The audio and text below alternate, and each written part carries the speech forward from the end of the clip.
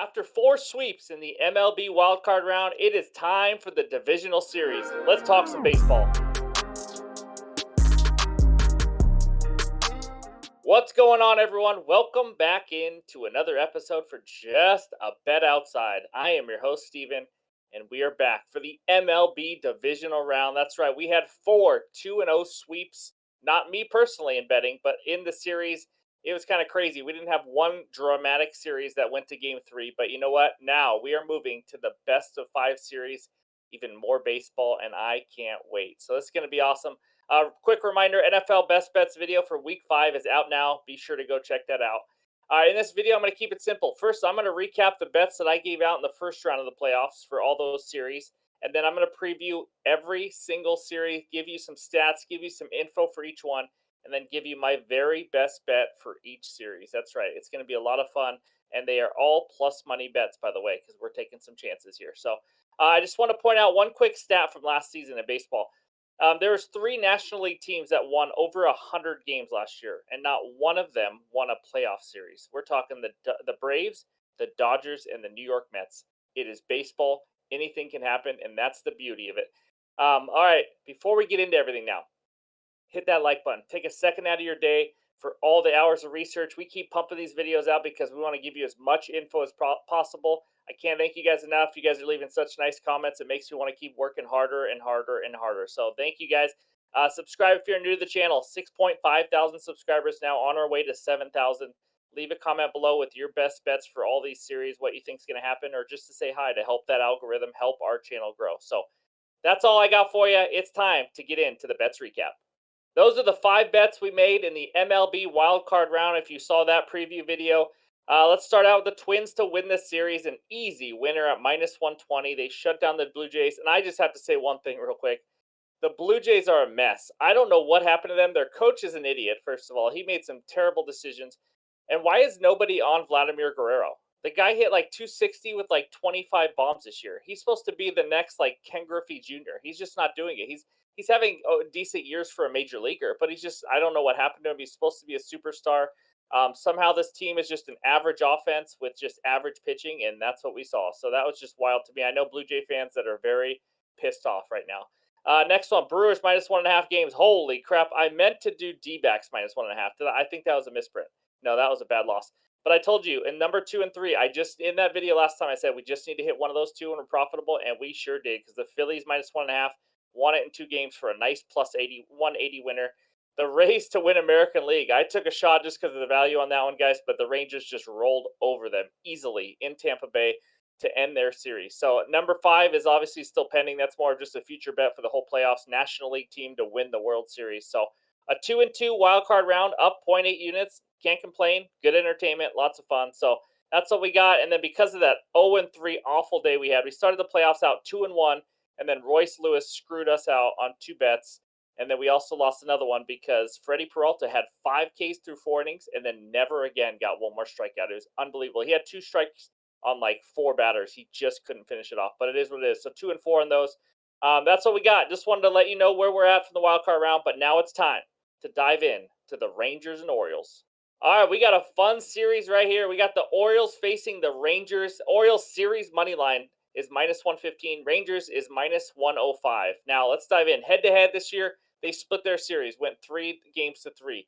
Let's talk about the rotation. It seems pretty even to me, to be honest with you. Especially after seeing Eovaldi and Montgomery, I never thought I'd say that, but man, did those guys look good. Montgomery, I think I underestimated. They absolutely dominated the Rays team. So with those two guys, I'd probably give a small lean to the Orioles. I mean, you got Kyle Bradish, who's been as consistent as it gets, but then you got Grayson Rodriguez, probably John Means, maybe game 3, something like that. It's going to be a good matchup. Decent rotations for both teams. So lineup wise, though, both are good, but holy crap, are the Rangers really good? I mean, they are maybe the best offense in the playoffs. Well, that doesn't count the All-Star team in Atlanta, but they are pretty freaking good. They took care and did pretty decent against Tyler Glasnow and Zach Eflin, 2 pitchers that pitched pretty well.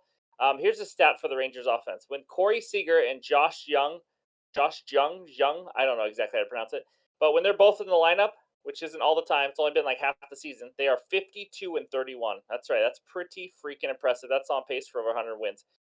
Rangers, like I mentioned, they're good, but guys, they're good like from 1 to 9. Like we're talking the Marcus Simeon, Corey Seager, Dolis Garcia, just RBI machine. We got Young, like I just talked about, Jonah Heim. It goes up and down this lineup. How about Evan Carter coming through? Holy cow.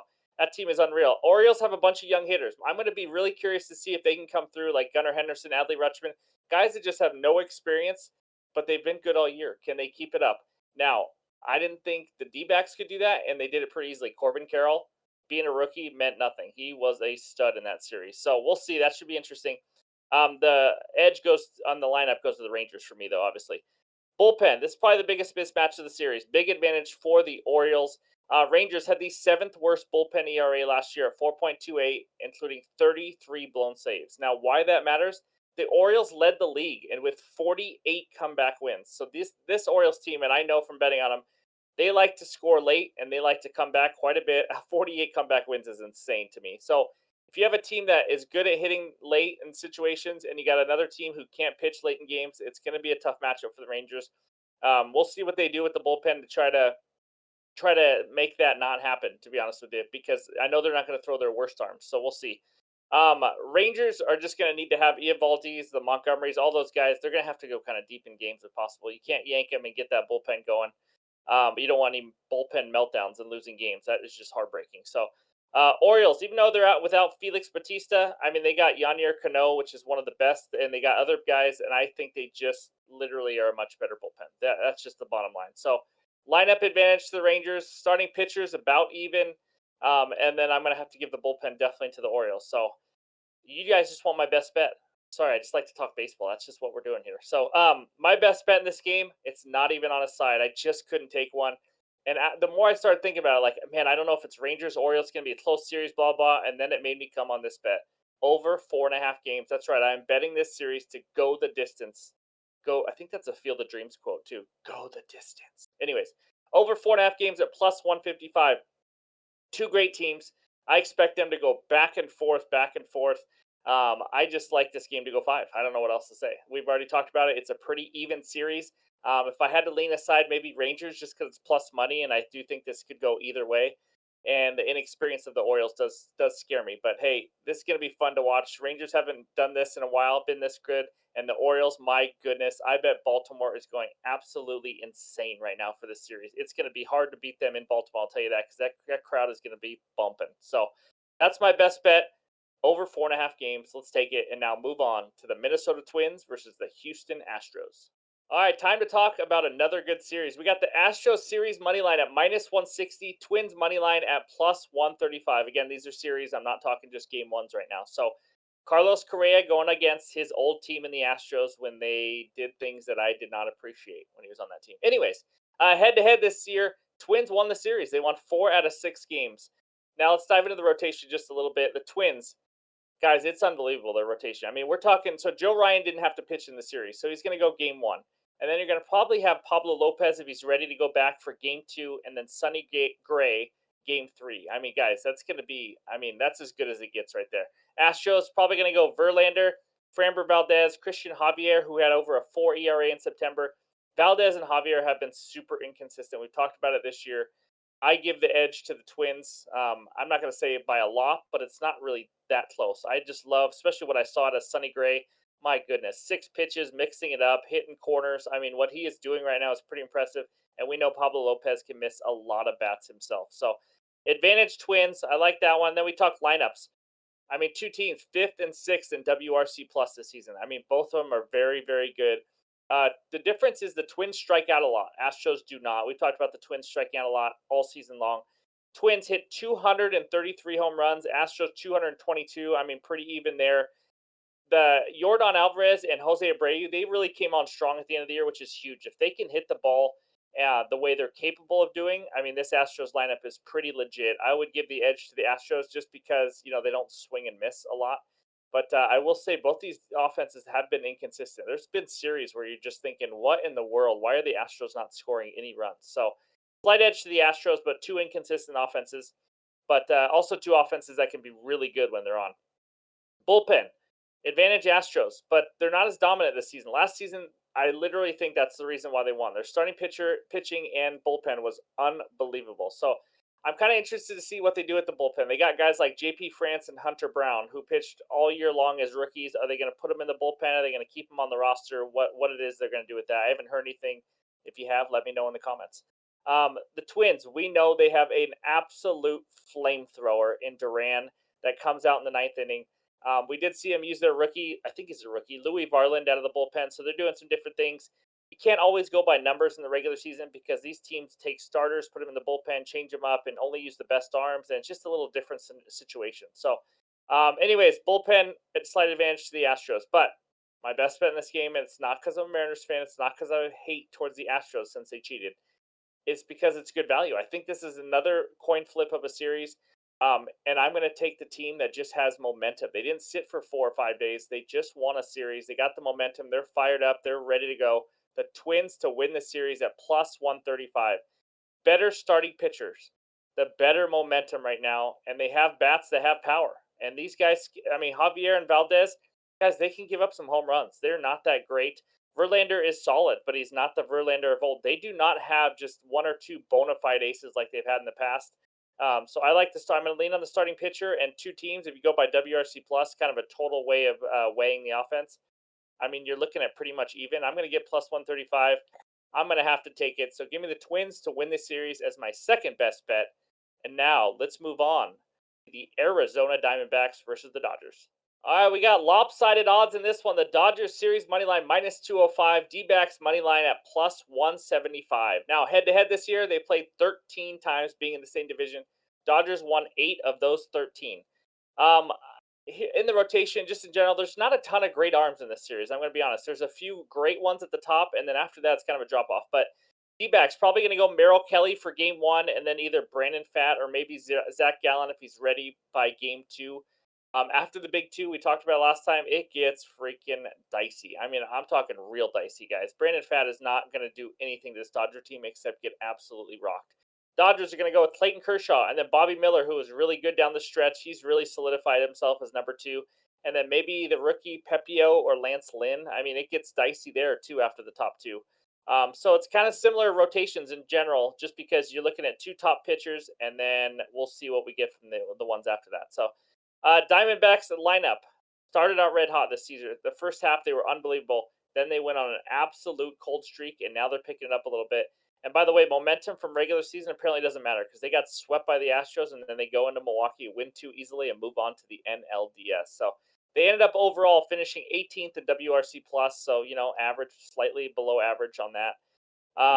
But they go kind of hot and cold because they don't have a lot of depth in the lineup. We're talking Corbin Carroll, who's a stud, Christian Walker, who's a stud. They got a couple other guys who kind of hit for a high average, but after that, you just never know what you're going to get, and that's kind of, I think, why you see them get hot and then cold and all that kind of stuff. The Dodgers, on the other hand, the third best WRC plus in the league. We've seen better offenses from the Dodgers, but this one is still really good.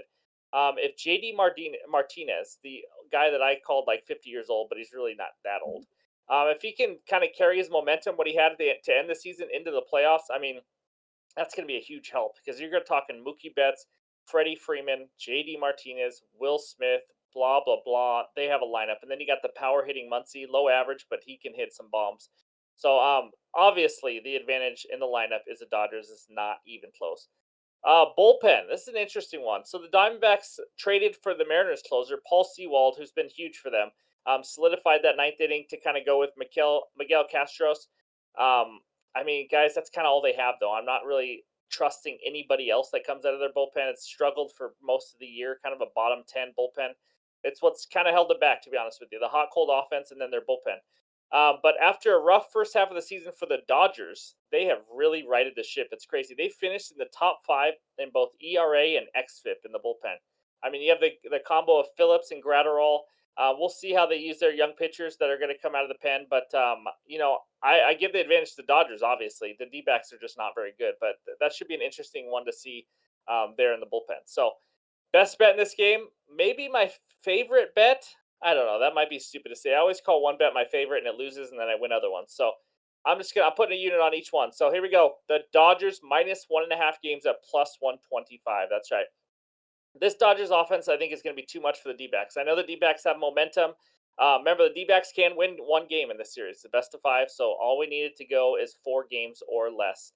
The Dodgers pretty much have an advantage everywhere, to be honest with you. I mean, I know I say that the Diamondbacks have Zach Gallen and Merrill Kelly, but let me tell you about these two guys against the Dodgers. Zach Gallen versus the Dodgers this season, 11 earned runs in 10 innings.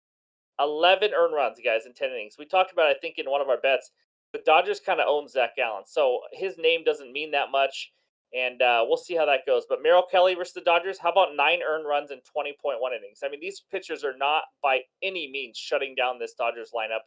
And if they don't, they're screwed because they have to count on those two guys to have a chance to win with a below average bullpen and terrible starting rotation after these two guys. So that's just going to be a huge reason why I like the Dodgers. There's two pitchers that they love. Kershaw and this Dodgers team have way more experience. We know that they got big time players who play in the playoffs every single season. Give me the Dodgers to win in 4 or less games at the nice value of plus 125. And now let's move on to that last series between the Phillies and the Braves.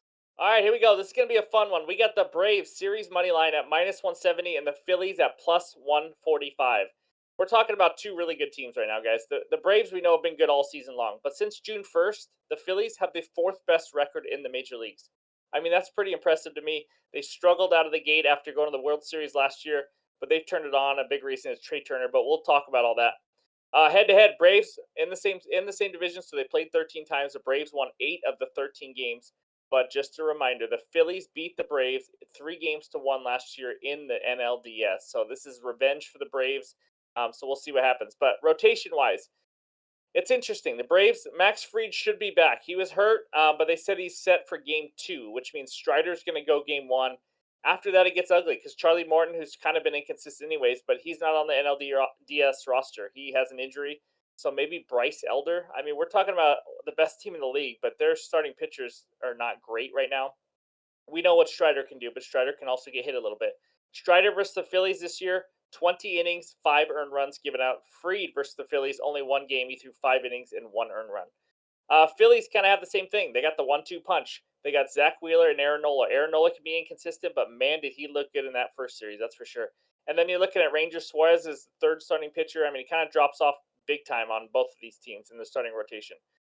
Zach Wheeler versus the Braves this year, 19 innings and 7 earned runs. Kind of weird though. He gave up 1 earned run in one start and 6 in another. So, 2 great starts and then 1 terrible start is what happened.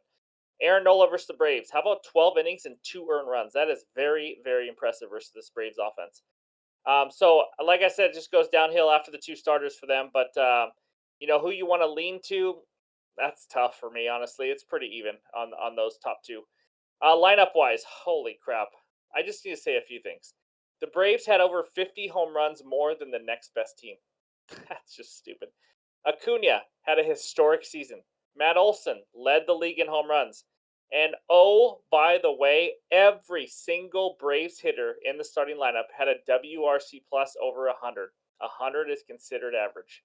It's ridiculous. Michael Harris at the bottom, Orlando Arcia, all those guys. It's stupid. They've been historically good. Phillies 11th in WRC plus. Do have a deep lineup with guys. If you didn't watch the Grand Slam, that was pretty cool in last series by Bryson Stott. But Bryson Stott, Alec Baum, these young guys are coming to fruition now. And now you have Kyle Schwarber, the weird leadoff hitter that he is. He either walks or hits a home run. It seems like. Castellanos. By the way, Castellanos is going to be huge for them because last year he was in terrible form and he was an automatic out in the playoffs. He was so bad, but he's been very consistent for them. Obviously, you got the 2 superstars in Bryce Harper and Trey Turner. So you know what? It's going to be a fun one to watch because these two teams have a lot of good hitters, a lot of star power, that's for sure. But obviously, the advantage goes to the Braves. They're just unbelievable. So, bullpen, Phillies 5th best ERA in the league. They just have some dudes, to be honest with you, like Soto, Alvarado, Dominguez. They got some guys that are filthy.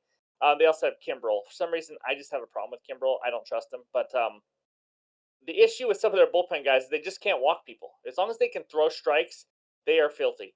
The Braves, 12th best ERA in the bullpen. It was even worse than that for a while there.